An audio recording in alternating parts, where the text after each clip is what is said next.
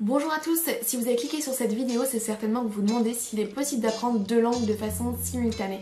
Eh bien oui et non, ce n'est vraiment pas préférable, mais il y a des astuces que vous pouvez mettre en place pour pouvoir maîtriser deux langues de façon simultanée. Le français est ma langue maternelle, je suis professeure d'anglais et d'espagnol, je parle également norvégien avec un niveau intermédiaire, j'ai des très bonnes bases en allemand, je comprends le catalan et je suis en train d'apprendre le chinois. Donc ça fait plusieurs années que je mélange plusieurs langues en même temps et que je les apprends en même temps, donc j'ai de nombreux conseils à vous apporter, restez bien jusqu'à la fin de cette vidéo.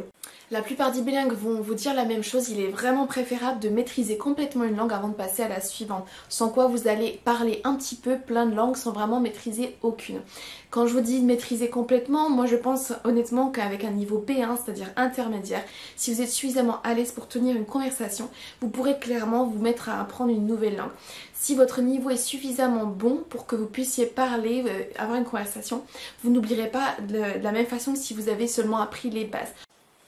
Pour faciliter les choses et apprendre deux langues en même temps, je vous recommande vivement de choisir deux langues qui n'ont pas de racines communes, qui sont différentes. Si vous essayez d'apprendre l'espagnol en même temps que le catalan, ou si vous essayez d'apprendre le norvégien en même temps que le suédois, ou le japonais en même temps que le chinois, certes ces langues sont similaires, mais justement ça ne va pas vous aider, au contraire. Vous allez avoir tendance à tout mélanger. La grammaire de l'italien et de l'espagnol sont relativement similaires, les mots se ressemblent, et quasiment tous mes élèves qui maîtrisent ces deux langues, ou qui parlent un petit peu ces deux langues, vont arriver en cours d'espagnol et vont se mettre à mettre des mots d'italien au milieu. Donc clairement ce n'est pas du tout la bonne solution.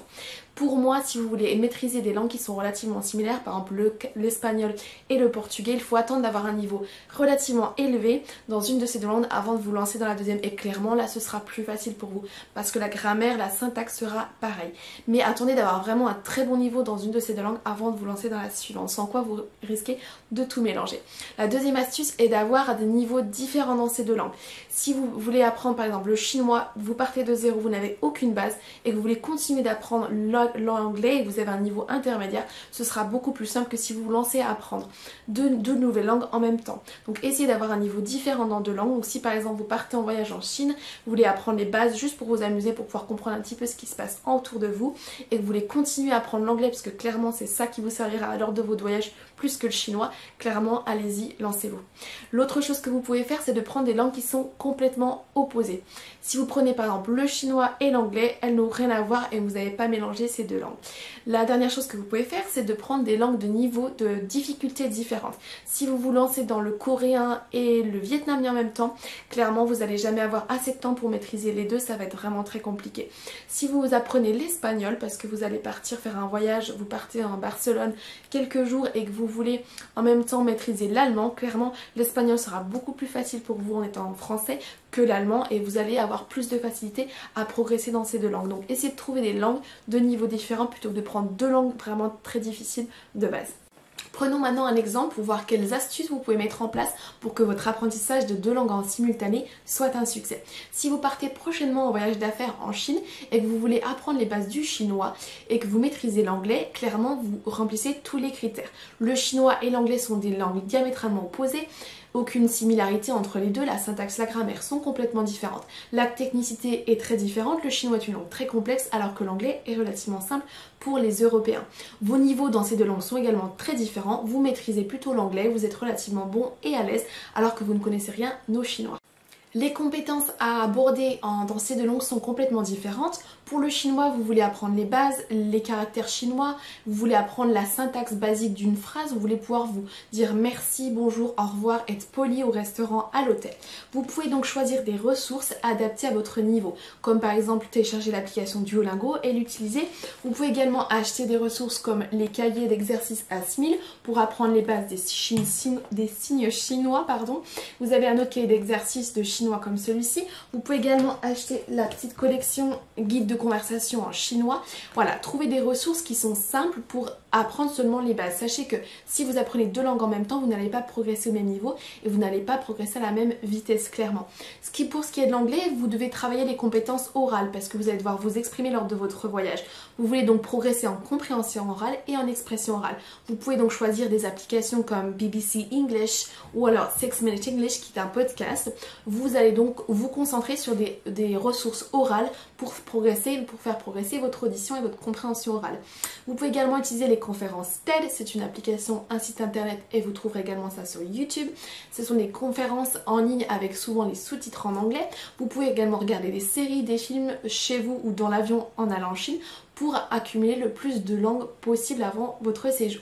Pour ce qui est de l'expression, vous pouvez prendre des cours sur Italki ou alors trouver un partenaire linguistique sur l'application Tandem, HelloTalk et Speaky pour pouvoir pratiquer avant ce fameux voyage. Donc l'idée ici c'est de travailler deux compétences complètement opposées, seulement les bases pour le chinois, la grammaire, la syntaxe, le vocabulaire basique.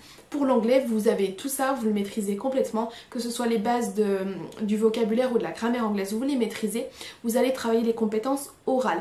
Le fait de travailler des compétences opposées va grandement vous aider à progresser dans deux langues en simultané. Une autre règle importante à prendre en compte est de concentrer votre apprentissage sur la langue qui vous sera le plus utile à l'instant T. Prenons notre voyage d'affaires en Chine. Si vous passez les mois précédant votre voyage à apprendre seulement le chinois, vous allez avoir des petites bases pour pouvoir vous présenter, vous exprimer là-bas avec à peu près d'aisance, pour pouvoir commander au restaurant un plat, pour pouvoir être poli, etc. Mais si vous avez délaissé votre apprentissage de l'anglais, vous n'allez pas pouvoir communiquer de façon aussi efficace que si vous aviez passé suffisamment de temps avec l'anglais. Donc mettez la priorité sur la langue qui vous est le plus utile à l'instant T. Deux autres choses à prendre en considération sont d'avoir un but et d'avoir une routine d'apprentissage. Pour ce qui est du but, il faut absolument savoir pourquoi vous apprenez une langue. Si je vous demande demain d'apprendre le catalan, vous allez me demander pourquoi et vous n'allez jamais le faire parce que vous n'en voyez pas l'intérêt. Si par contre vous avez prévu un voyage à Barcelone et que vous voulez apprendre les bases du catalan pour comprendre un petit peu ce qui se passe autour de vous, pour comprendre les panneaux, pour pouvoir lire toutes les étiquettes dans les magasins, le catalan vous sera utile, vous avez un but précis donc vous savez pourquoi vous allez l'apprendre. Pour ce qui est de la routine d'apprentissage, il est très important de dissocier les deux langues que vous apprenez. Si on reprend l'exemple du chinois, vous pouvez par exemple utiliser Duolingo le matin, le soir prendre votre cahier d'apprentissage et de regarder quelques caractères chinois.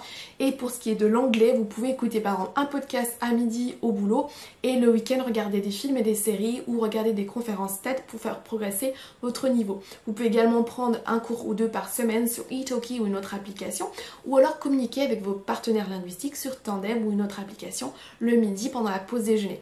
Il est important de dissocier ces deux langues, à vous de voir ce qui est le plus efficace pour vous. Faire le lundi en chinois, le mardi en anglais, etc. etc.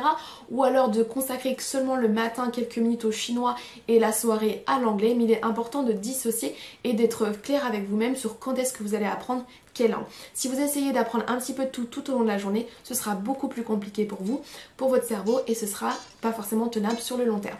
Dites-moi dans les commentaires quelle langue vous maîtrisez et quelle langue vous êtes en train d'apprendre, si vous pensez également qu'il est possible d'apprendre deux langues en même temps.